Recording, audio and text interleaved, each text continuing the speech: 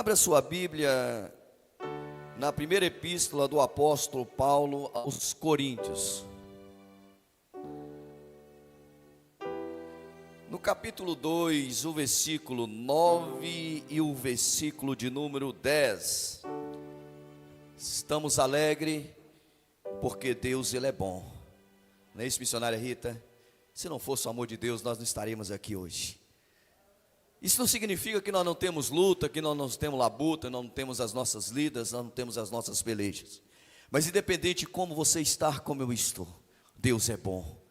E se Ele é bom, a bondade dEle vai fluir dentro de nós hoje aqui. Louvado seja Deus. Sem perca de tempo, primeira epístola do apóstolo São Paulo, capítulo 2, versículo 9 e versículo 10. Assim diz a Santa Sagrada Escritura: mas como está escrito, as coisas que o olho não viu, e o ouvido não ouviu, e não subiu ao coração do homem, são as que Deus preparou para os que? Glória a Deus. 10. Mas Deus nos revelou pelo seu Espírito, porque o Espírito penetra todas as coisas, ainda as profundezas de Deus. Coloca a tua Bíblia no teu assento, fecha os teus olhos. Antes de se assentar, eu queria que você orasse comigo. Orar, irmãos, é falar com Deus. Quando nós viemos na casa de Deus, primeira coisa, nós não viemos para pedir e nem para receber. Nós viemos para ofertar. Ofertar o que você tiver. Sua gratidão pelo fôlego de vida, pelo ar que respira, pelo coração que bate, pela sua família, pelo sustentar, pelos livramentos. Você está aqui hoje, já tem um motivo de você glorificar. E o que eu ganho com isso, bispo? Adorando a Deus. Você está adorando um Deus fiel, um Deus que a Bíblia diz que ainda que nós permanecemos infiéis, porque somos pecadores, Ele permanece fiel para conosco com a sua palavra. E Ele vai te abrir o entendimento e dar as bênçãos, chuva de bênção nesta noite, no nome dEle. Mas para isso nós vamos falar com Ele, porque sem Ele é inútil a nossa estadia aqui.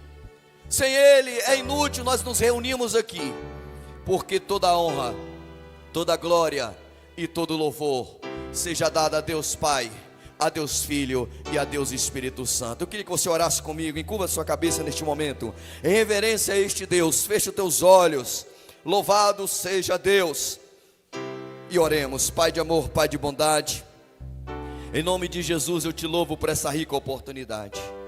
Ó Deus, mais uma vez é me concebida, Pai, a oportunidade de falar, ó Deus, das tuas profundezas, dos teus mistérios, Pai.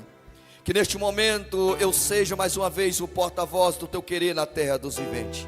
Que a partir do momento agora, Pai, o que sair dos meus lábios não seja o meu intelecto, não seja a minha sabedoria, não seja a minha formação acadêmica, mas que seja o agir do Senhor na minha boca, e seja o teu Santo Espírito falando ao meu e o coração da tua igreja. E aonde houver, Pai, um crente batizado com o Espírito Santo e com fogo, que ele receba agora um toque desse Santo Espírito. Aquele crente que fala em línguas, aquele crente que vê céus abertos, aquele crente que vê anjo, aquele crente que tem intimidade com a tua glória, com a tua profundeza, venha sentir agora o mover do teu Santo Espírito nesta igreja. Ó Deus, eu não sei se a igreja vai subir ou se o Senhor vai descer, mas permita uma união no espiritual nessa noite. Permita, Pai, que esses olhos carnais contempla a tua Shekinah nesta noite. Eu não sei como vai terminar, mas eu sei que começando na tua presença, o melhor ainda está por vir, porque o fim é melhor do que o começo. Para isso, Deus, pedimos a tua real presença neste culto. A partir de agora te louvamos em nome de Jesus. Podeis tomar assento adorando a este Deus. Hoje eu pedi o fundo musical completo, que um dia vai ter a viola aí também, em nome de Jesus. Meus queridos irmãos, amigos que nos visitam, os irmãos que estão nos acompanhando pelas redes sociais, pelo YouTube, você que está vendo agora, posteriormente, esse culto gravado, eu quero apresentar hoje a experiência de dois homens, ciclo de oração. O primeiro homem, ele é chamado de Simão. E o segundo homem é chamado de Saulo. Esse texto que nós lemos é o segundo homem escrevendo a uma igreja. Mas a vida dele não era assim. A vida dele era diferente. E nós vamos no decorrer dessa mensagem descobrir o que levou ele a escrever esse texto. E por que ele escreveu citando Isaías 64, o versículo de número 4. A Bíblia fala de um homem chamado Simão. Não relata muito a sua vida pessoal, mas a história, e quem estuda a história bíblica, vai descobrir que este homem chamado Simão, ele era pescador desde muito cedo. O povo judeu vivia da pesca. Havia um grande comércio que sustentava todo a circunvizinha das províncias e ali na Judéia, e o povo hebreu, e a pescaria era um ofício que passava de pai para filhos. E nós vemos agora este homem chamado Simão. Ele tinha 3 amigos: André, seu irmão, Tiago e João, os filhos de Zebedeu. Eles tinham uma intimidade porque muito cedo eles saíam para navegar, muito cedo eles saíam para pescar, e assim tinha sua vida normal, no cotidiano. Igual hoje, muitos têm no seu cotidiano. Muitos levantam, trabalham, têm suas metas, têm seus objetivos. Isso aí é o natural da humanidade. Mas existe algo maior do que o natural da humanidade. Se chama o chamado de Deus, o sobrenatural de Deus. E esses homens, eles estavam pescando, em especial esse homem chamado Simão. De repente, ele tem uma experiência com um antecedor, aquele que vinha antes, aquele que estava anunciando que havia alguém que ia vir na terra, trazer algo novo. Ele estava servindo um homem chamado João Batista. E quem era João Batista? João Batista era aquele que estava anunciando que viria naquele tempo alguém diferente, que ia trazer paz para a humanidade, que ia trazer alegria para a humanidade. João Batista, ele diz: olha, eu batizo com água, mas esse que vem após de mim, eu não sou digno de tirar nem as alparcas, sandália dos seus pés, porque ele é o próprio Deus que vai descer na terra. Ele irá vos batizar com o Espírito Santo e com fogo, irá queimar. O fogo serve para queimar e purificar. E Pedro ouviu este homem e começou a tornar-se discípulo de João Batista. E Pedro ouviu, por certo, João Batista anunciando esta mensagem. E nós que somos seres humanos, quando nós ouvimos algo que nos alegra, que rouba a nossa atenção, a primeira expectativa que nasce dentro de nós é a ansiedade. Você quer logo ter o contato com aquela resposta, você quer logo viver aquilo, vivenciar aquilo, porque aquela mensagem te traz paz, te traz alegria, e você aplica todo o seu entendimento, todo o seu ânimo naquela mensagem. Assim era o nosso amigo chamado Simão, discípulo de João Batista. De repente estão eles lá, terminando uma pesca. Aproxima alguém diferente. E quando aproxima esse alguém diferente, a fala que a Bíblia diz é que chegando Jesus, olhando para Simão, e disse: segue-me. Ele largou tudo. Ele largou a sua pescaria, ele largou o seu comércio, ele largou todo o seu empreendimento. E aí eu pergunto para você, amada igreja, e vamos refletir junto: o que leva um homem que desde a sua infância viu seus pais labutando, lidando com a pescaria para trazer o sustento para si, seguindo a sua infância, a sua adolescência, a sua juventude no ofício do seu pai para trazer alimento para a sua família junto com o seu pai? O que leva ele a abandonar tudo? Que voz é essa que soou no ouvido de um grande pescador experiente. E quando ele escuta essa voz, esta mesma voz chama também André. E André era seu companheiro de pesca. É como se fosse uma pequena empresa. E agora nós vemos o CEO das empresas abandonando o ofício, ou seja, aqueles que são sócios da sociedade de pescaria, abandonando a rede, abandonando o barco, por causa de uma voz. E que voz é essa? Que estremeceu dentro da alma, do espírito deste homem. Ele também, na sequência, chama Tiago e João, filho de Zebedeu, que era o pai deles, que também tinha um ofício e fazia parte.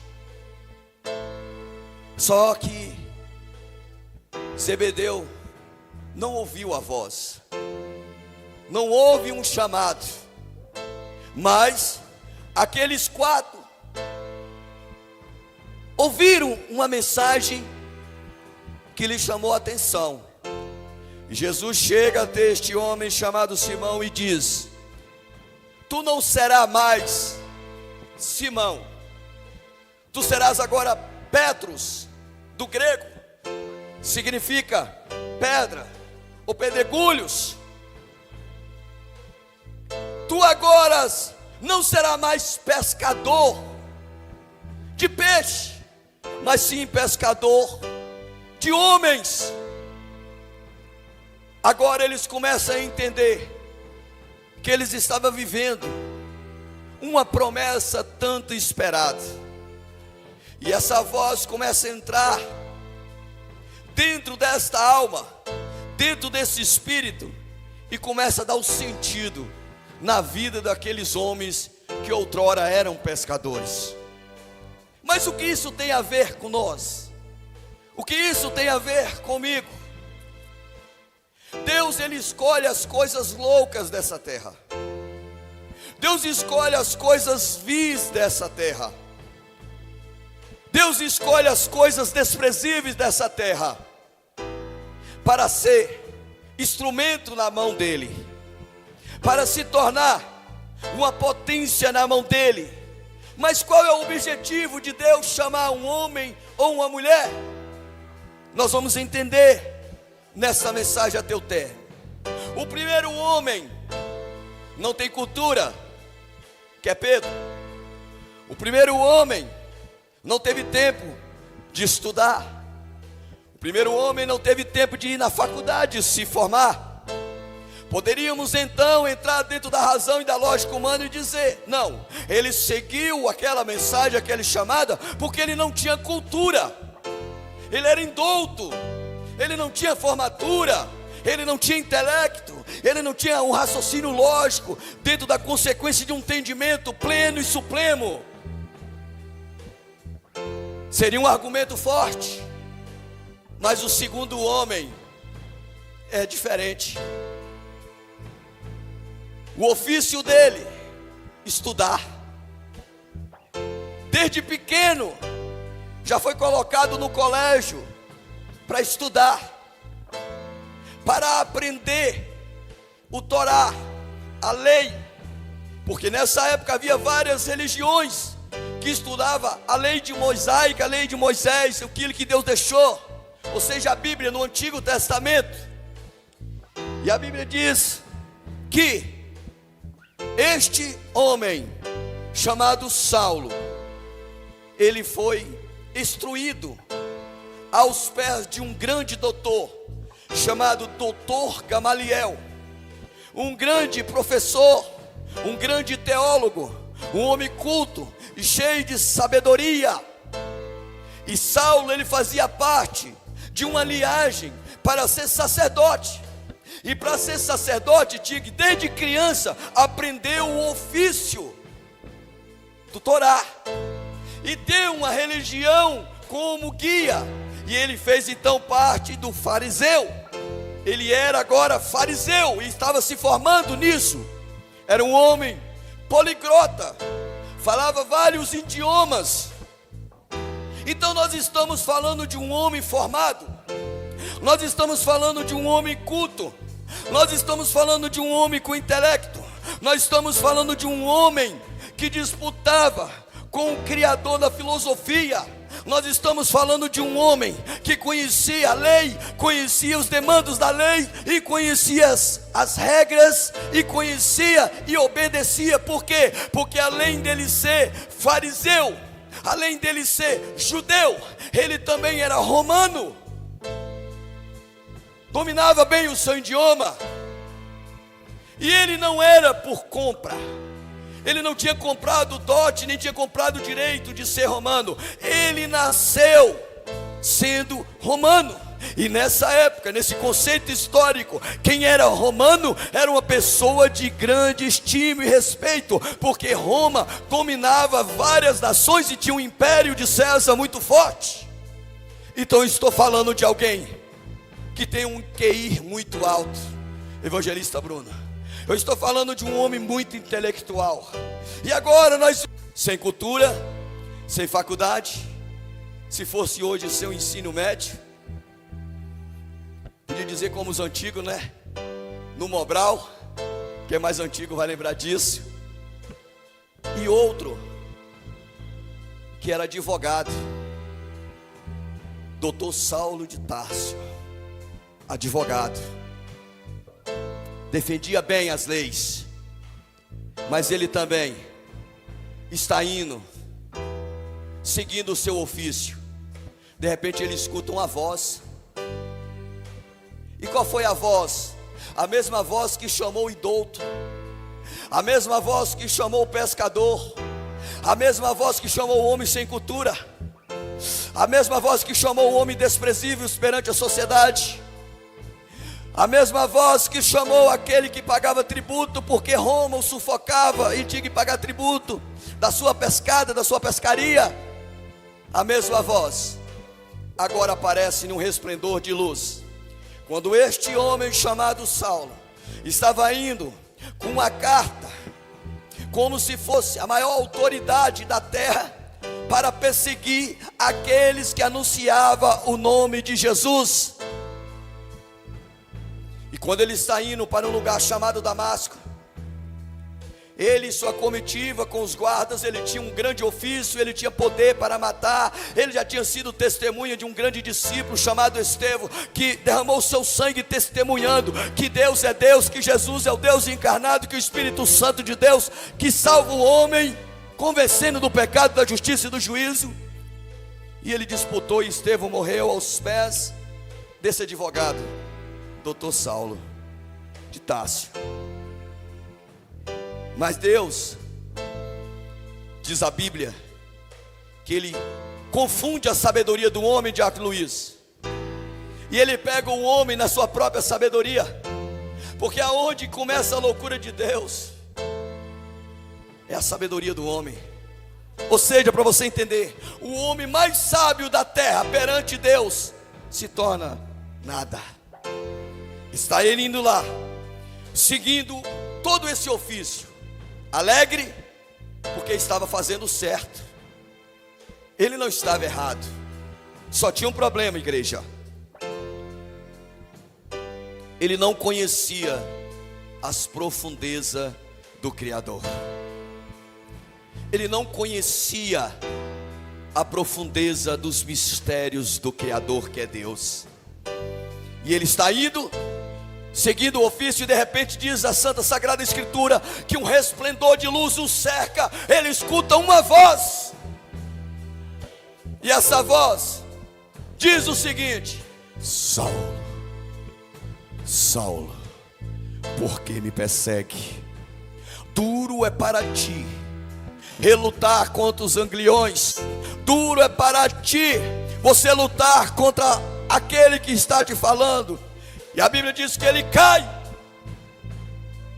Os soldados pretolianos que estavam com ele escutam a voz, mas não vê, porque aquele que estava falando estava chamando Saulo para uma grande missão. E quando ele cai por terra, ele pergunta: quem é, Senhor? quem és tu que eu estou perseguindo? E ele se apresenta: eu sou Jesus, a quem tu persegue. Aí você poderia olhar para mim, você que está ouvindo a palavra de Deus, e dizer: sim, bispo, mas o que isso tem a ver comigo? Você vai entender. A primeira experiência, Pedro viu Jesus fisicamente, comeu com Jesus peixe na praia. Eu até brinco que Jesus é capixaba, gostava de um peixinho na beira da praia. Pedro comia um peixinho na beira da praia. Pedro abraçou Jesus. Pedro estava lado a lado com Jesus, fisicamente. de Agdalã, andava, via. Pela lógica humana é mais fácil acreditar, porque nós somos naturalistas. Quando eu toco, eu sei que é real. Quando eu vejo, eu entendo o que eu estou vendo. Até aí está fácil. Era indouto, sem cultura. Mas um segundo que era doutor, que era advogado, Jesus já tinha subido. Atos dos Apóstolos, capítulo 1. Isso aqui aconteceu em Atos 9. Atos 1, a subida de Cristo.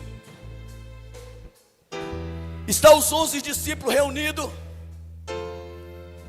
De repente Jesus ali, no meio deles, Jesus começa a flutuar. A flutuar. A lógica humana, o natural, perante o sobrenatural de Deus. Você sabe qual é o nome disso? Efusão. É quando dá um colapso. É quando aquilo que é físico, aquilo que é lógico, entra dentro da dimensão que é espírito. É como se eu estivesse falando aqui para você agora, e fosse o querer de Deus me levitar a olho nu, para vocês olharem para mim e ver. Quando Jesus está falando e está subindo, eles começam a ficar atônitos. Por quê? Porque não é normal você acreditar, porque nós somos naturalistas. Nós acreditamos naquilo que tocamos, naquilo que vê. E agora ele está subindo. E quando ele está subindo, já entra agora o que a gente chama de teofania de Deus. O que é isso, bispo? É quando Deus ele resolve aparecer ao ser humano em espírito, e que os nossos olhos carnais conseguem contemplar ele em espírito e em verdade.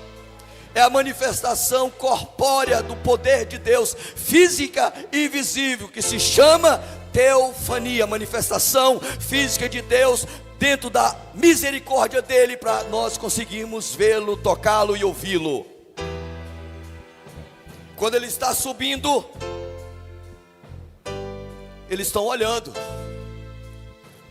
Não tem aquele momento na nossa vida que acontece algo, cooperador Fernando, que nos dá um impacto, que chama a nossa atenção, e nós observamos e fala: gente, como pode ser isso?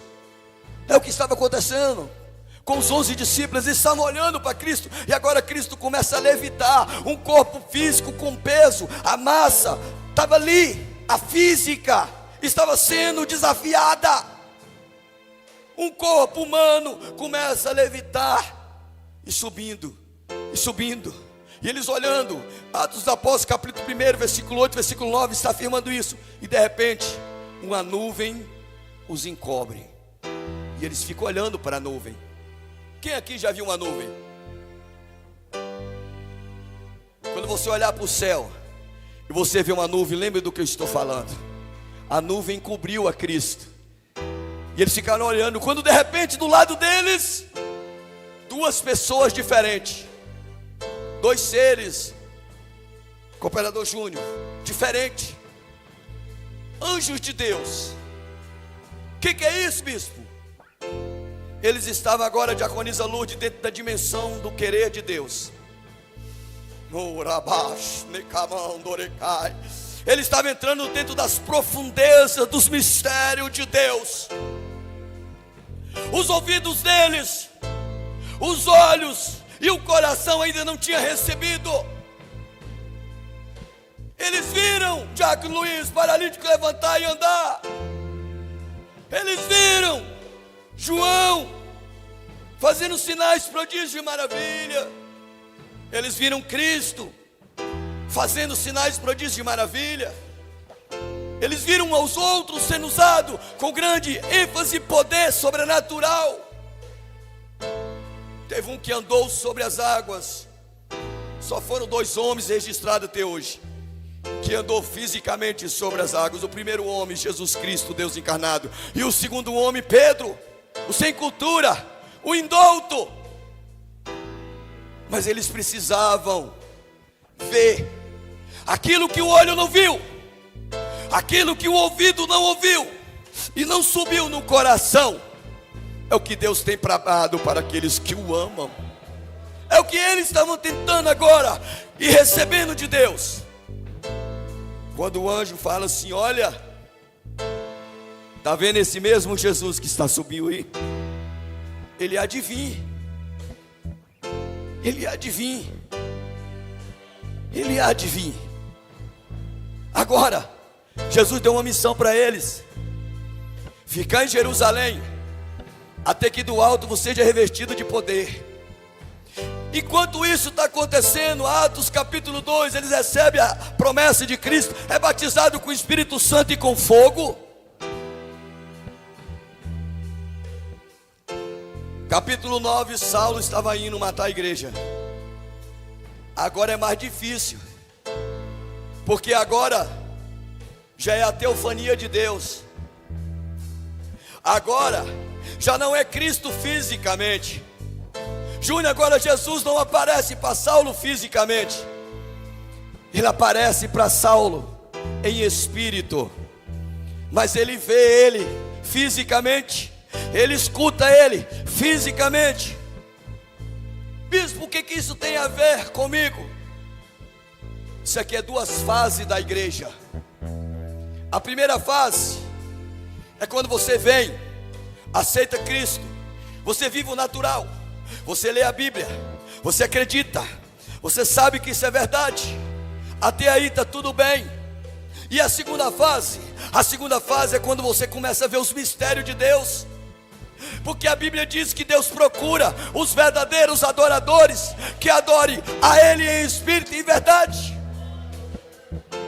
Deus, Ele é espírito, Deus não é carne. E nós somos uma igreja pentecostal. Nós cremos na presença real de Deus no culto. Oh, glórias! Nós cremos no batismo com o Espírito Santo e com fogo, que está escrito. Nós cremos na atualidade dos dons espirituais. Nós acreditamos que Deus continua no século 21 falando com a humanidade.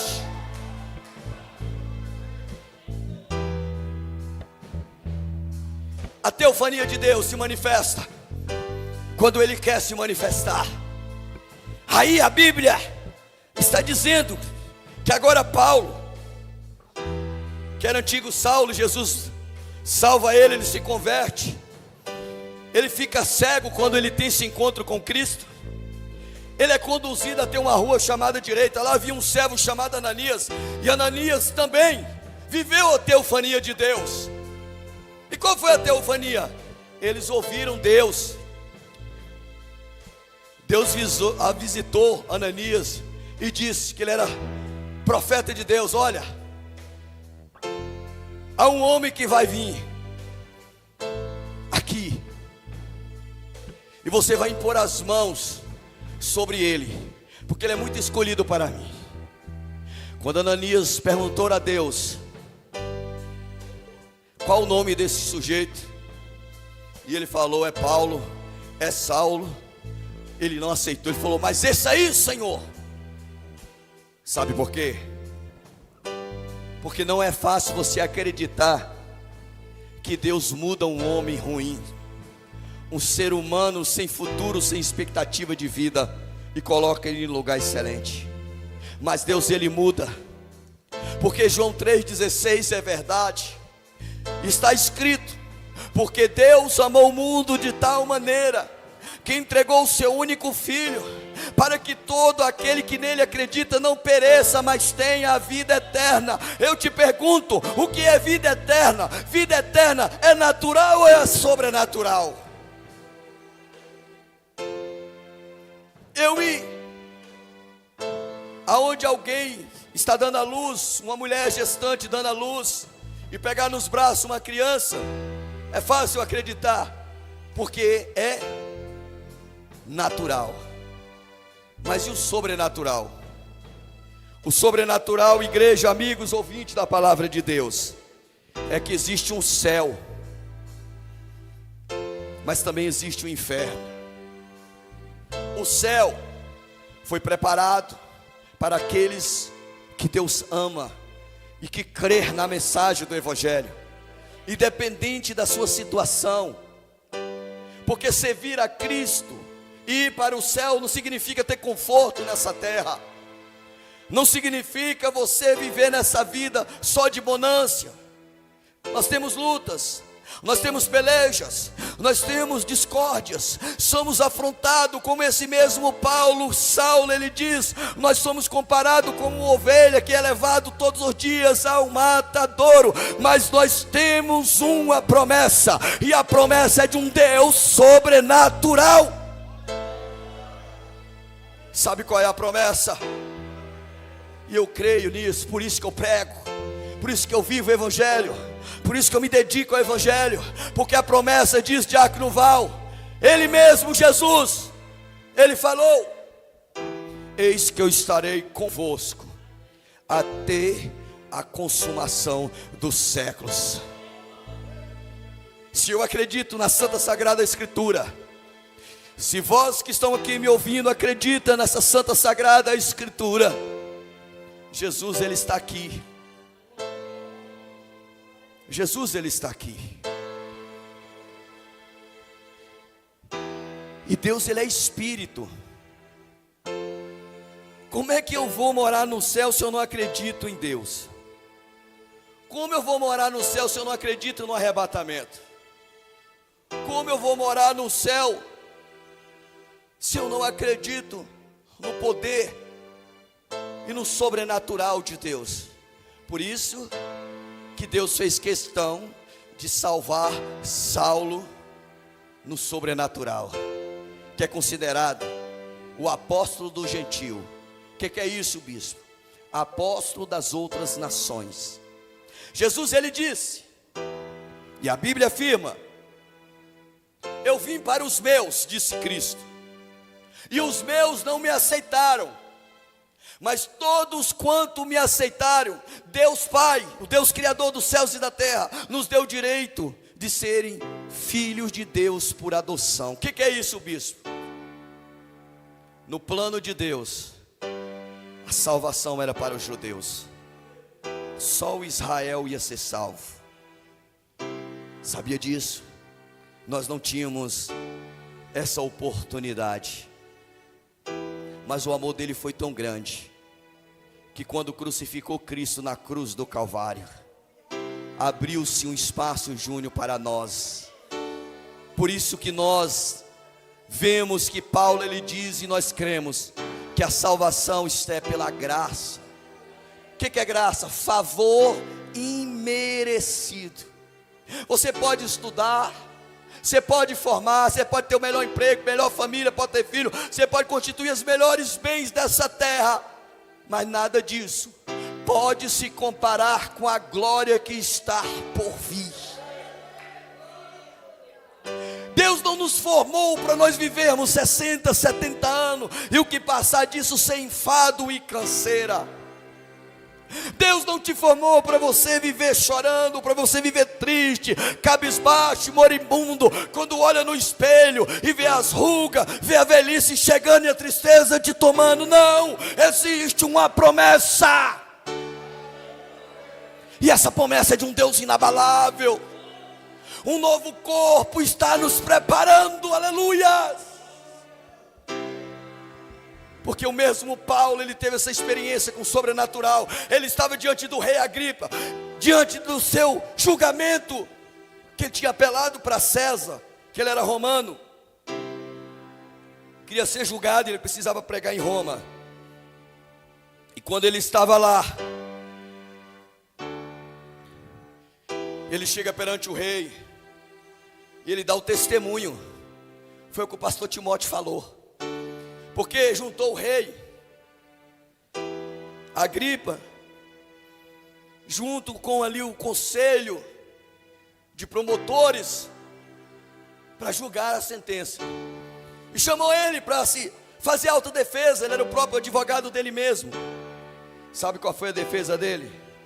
A seguinte: ó rei Agripa, estava eu indo com uma ordem judicial para matar todos que serviam a Cristo.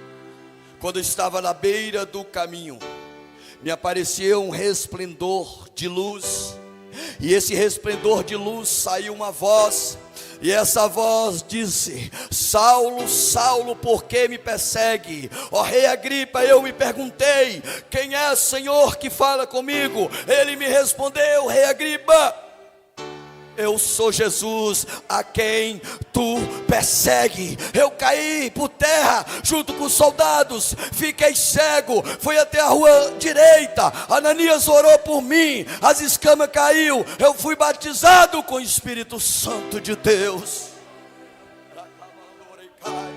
O rei Agripa olhando diz, porque um que estava do lado disse: Saulo, Paulo, as muitas letras consumiram a sua memória, o seu cérebro, você está louco. E ele diz, o rei Agripa olha para ele e diz o seguinte: tu quer me converter a ser crente? Sabe o que ele diz? Não só você, a rei Agripa, mas todos quanto estão me escutando. Na sua prisão, ele ganhou mais almas para Cristo do que em toda a sua vida.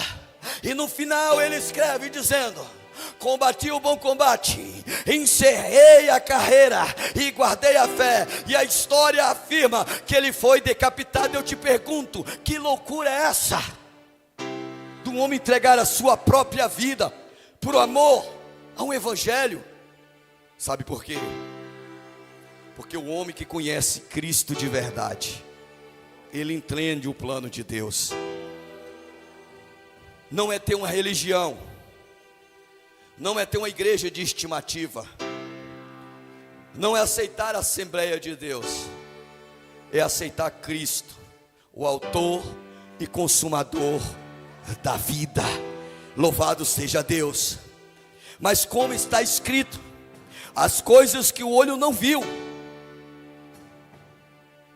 no dia que você foi gerado dentro do ventre da sua mãe,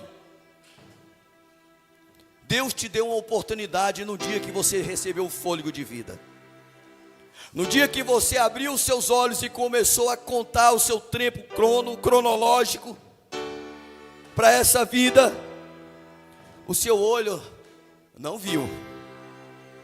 Quando você começou a escutar, os seus ouvidos não ouviu.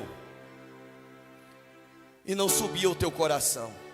O subir o coração é chegar até a alma e o espírito. Alma é a sua faculdade mental, é o seu raciocínio lógico, é o seu intelecto, é o seu pensar, é as suas decisões, é o livre-arbítrio, é o direito de escolha. Você pode ir para onde que quiser. Se você quiser servir a Deus, você serve. Se você não quiser, você não serve. Se você quiser ir para a balada, você vai. Se não quiser, também não vai. Só que o salário do pecado é a morte, mas o dom gratuito é a vida eterna através da pessoa bendita de Jesus Cristo. Sabe por quê? Porque Deus não nos formou marionete. Deus não quer uma igreja, um povo reunido simplesmente como marionete. Sabe o que Deus quer? Deus quer que nós reconhecemos essa oportunidade que chegou até nós através da mensagem da cruz. Não subiu ainda o coração. É o que Deus preparou para os que o amam. Por isso que hoje você está aqui. Às vezes você acha que é um acaso, ou simplesmente um simples convite. Não, eu vou lá, senti um desejo. Você sabe por que nós estamos aqui reunidos? Porque o amor de Deus ainda está sobre a terra. Sabe por que essa igreja está com as portas abertas? Nós enfrentamos luta, enfrentamos escárnio da vida, enfrentamos desafio, enfrentamos crítica, e nós não arredamos o pé, nós não recuamos, porque nós sabemos que maior é o que está conosco. Por isso que nós temos que alegrar na presença de Deus, porque na presença de Deus há abundância de alegria.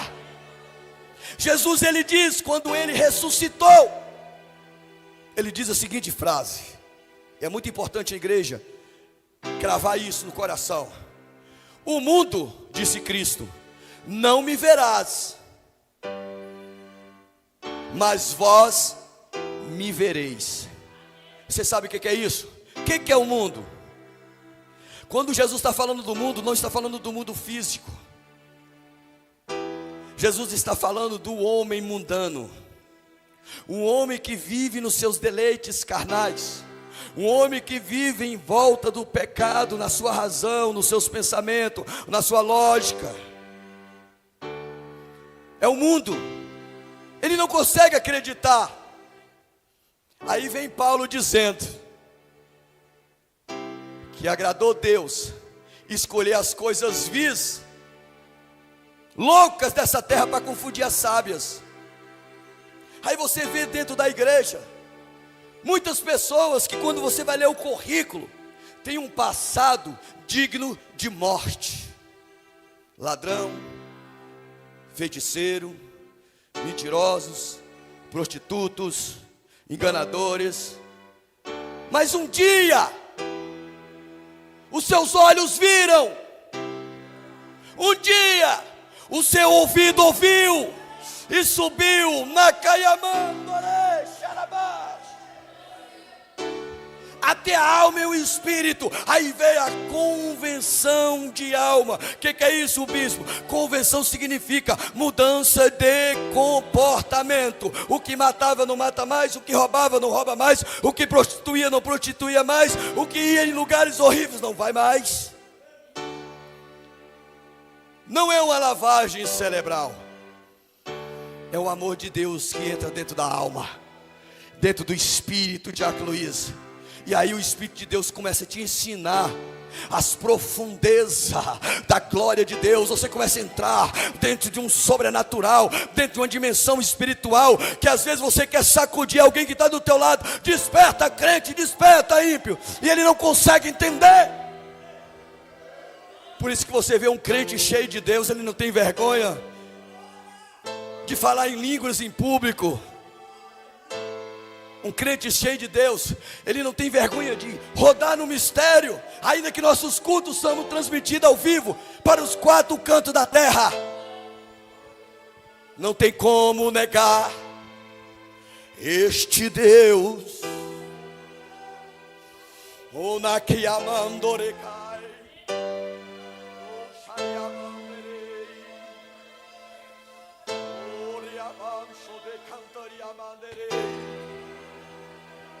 é impossível você dizer não para essa realidade, porque enquanto eu estou ministrando aqui, os anjos de Deus passeiam. Há uma guerra espiritual entre a razão e aquilo que é revelação de Deus. Mas maior é o que está conosco. Deus te chamou para você ser feliz. Oh Jesus, tu és lindo. Aí ele continua dizendo: mas Deus nos revelou pelo seu Espírito, não foi carne. Aí ele diz, Paulo dizendo, ó, visto como na sabedoria de Deus, o mundo não conheceu Deus pela sua sabedoria, o mundo não conhece Deus pela sua lógica. O cientista tenta provar a existência de muitas respostas. Uns criaram a teoria do Big Bang. Até se você apoiasse o Big Bang, teve alguém que apertou o start do Big Bang. Existe um Deus muito maior do que o entendimento da sabedoria do homem, Paulo diz. Aprove Deus salvar os crentes que somos nós, pela loucura da pregação. Eu te pergunto, é fácil você acreditar que um homem vem na terra há mais de 2000 anos, pastor Robson, morreu para me salvar, para te salvar, dando seu sangue, ressuscitou o terceiro dia, e foi elevado ao céu, e foi preparar um lugar para os seus, e que existe além dessa terra, um lugar especial para eles? Eu te pergunto, é fácil acreditar? Não é não, crente, é loucura. Por isso que nós somos chamados de crente. O que é crente? Crente, você crê no que está escrito. E Paulo diz, olha, aprove a Deus salvar os crentes pela loucura da pregação que nós estamos fazendo, estamos pregando. É louco, somos loucos. Porque os judeus pedem um sinal, os gregos buscam sabedoria, mas nós pregamos Cristo crucificado, que é escândalo para o judeu e loucura para os gregos. Nós pregamos que Jesus está vivo. Aí nós cantamos assim, ó: porque Ele vive, posso crer no amanhã, porque Ele vive, temor não há. Está entendendo por que não temos temor?